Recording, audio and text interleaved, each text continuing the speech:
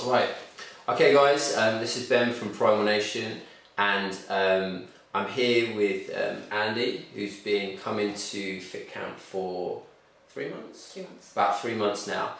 And all we're going to do is just basically chat through what Andy was doing previous to camp, and how she's found everything, and go from there really. So what was you doing prior to camp, going way back?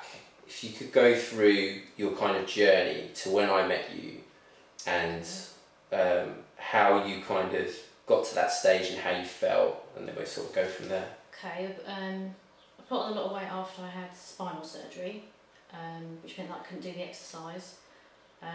So that was an excuse not to go to the gym. So that was a gym membership being wasted.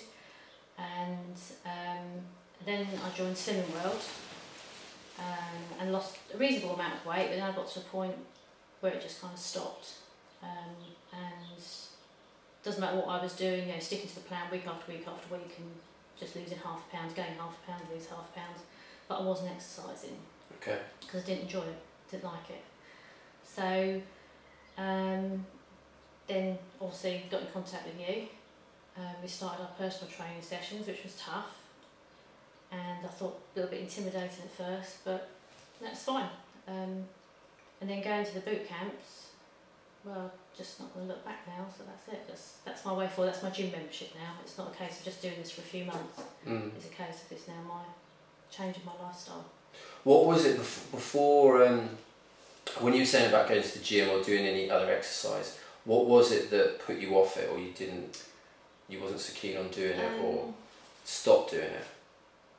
I think it's just a case of feeling intimidated, I think, really, and also it's all very well like when you go to a gym that you get that kind of first session with a personal trainer that develops a program for you, and then you can see them once a month or whatever, but it's the drive to do it. Sure. I'm one of these people that needs someone to say, right, come on, this is it, we're going to do it, which is what the difference is between coming to the fitness camps and going to the gym, is that I could just go to the gym, I'll pop into Costa and have a coffee, no, I won't bother doing it today, and I'll walk back out. Whereas I know that when I leave the house and I come down to the boot camp, there's going to be a really nice group of people, we're all doing exactly the same thing, we're all doing it for the same reason, and it's a good laugh. We have fun, but we're also getting fit. Yeah. So. Superb. In terms of, we were talking about earlier, how you felt before our first training session, or when you first started training, because I think a lot of people are really nervous before they come. They don't know what to expect. They feel like they'll be put under pressure to do certain exercises they don't want to do, and yeah, no, it is. I've never done the exercise like when I first came to you, first few personal training sessions. I didn't know what to expect. I didn't know you.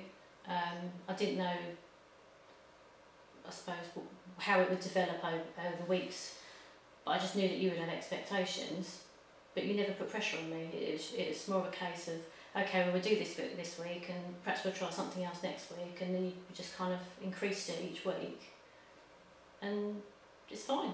Yeah, it's no problem. And when you were talking about when you came to camp for the first time, did you in your head have an idea of what you thought it would kind of look like, and how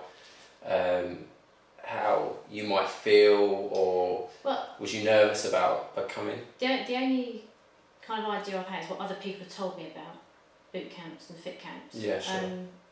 Which all sounds very regimented and a bit unfriendly, I suppose.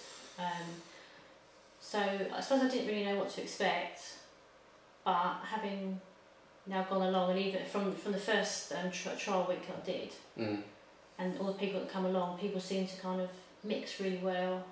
There's no outsiders. It's just like one happy family. You know, we contact each other on Facebook or whatever out of camp, so it's not just we see each other 3 times a week. We're always chatting and talking, so it's just really nice. Good, it's good. We're really comfortable. And you know, you said about your injury before, and how that, because I know we discussed before about your injury and how that might affect your training or anything you could do. How has that felt as you've gone along, and has it hindered you or stopped you from doing anything? Has it got stronger? Oh no, definitely. I'm definitely stronger myself, physically and mentally. but I just do what I can do. I do push myself but there are certain things, as you know, you kind of adapt it for me to say, well, okay, we don't do that, do it this way. Yeah. But I think that goes for a lot of people that are going at the moment, that have got tweaks and that you just have to kind of just adapt the exercise slightly, but they're still getting the benefit out of what they're doing. Yeah, definitely. And if you can't do anything or you want to have a rest, do you feel you can? I mean, is that... Oh yeah, there's no reason why you can't, but I find that I don't want to unless I've really got to. Sure. I mean, you know, we obviously have those little stops in between to have a drink of water or whatever. But no, because I want to, I don't know, it's just like you just want to keep pushing yourself once you get to a certain point, and I think as you get stronger, you notice that you can do more each of the weeks, and it makes you want to do more. Okay, excellent. In terms of how you've, with the nutrition side, how have you found that? Because obviously I think sometimes people think that you're going to have to starve yourself and not eat a lot of food, and it's going to be really hard within your lifestyle to do that. How have you kind of found that side of things? When you first sent it to me, I'm just going to think, right, okay, I've got to live on fresh air. But, but no, it's not. Once you start, you walk around wherever you go shopping, obviously, and start looking at the back of packets from, you know, from the chats and that we've had. Yeah. And you just think, oh, you got me how much sugar and how much salt and how much processed kind of food and everything is in there. But my shopping basket is like changed now. It's kind of, but there's hardly any packets in it at all. But the whole family is adapted to the eating plan. I say the kids are on it probably about 70%, husband's on it 100%, and so am I. And it's still been tasty food. It's not been. Yeah. I mean, doing like tandoori trout. We'll have tuna steaks another night. Husband's done the curry sauces, the paleo curry sauces, so we're using those. It took a little bit of adapting not to have like rice or pasta with things, because they're the two things that I really did like. But I don't miss them at all now. I don't go hungry, and the juices definitely big benefit to all of us, energy wise, sleep wise as well. My daughter's skin's cleared up. I just feel 10 years younger than I did 4 months ago. So.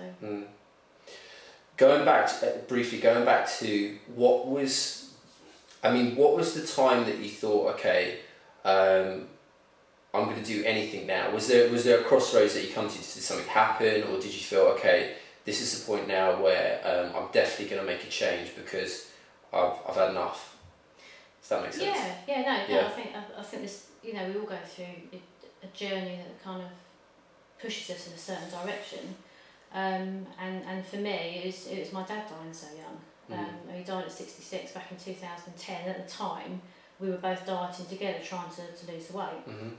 But I think we started that. Must have been about May or June 2010, and then the dad died in September 2010.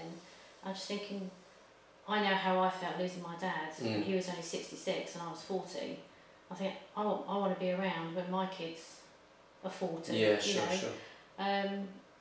So I think that's something, and you know, he didn't have a healthy lifestyle. You know, he drank, he had high cholesterol and things like that. So I suppose they're the kind of things that drive you to bad health.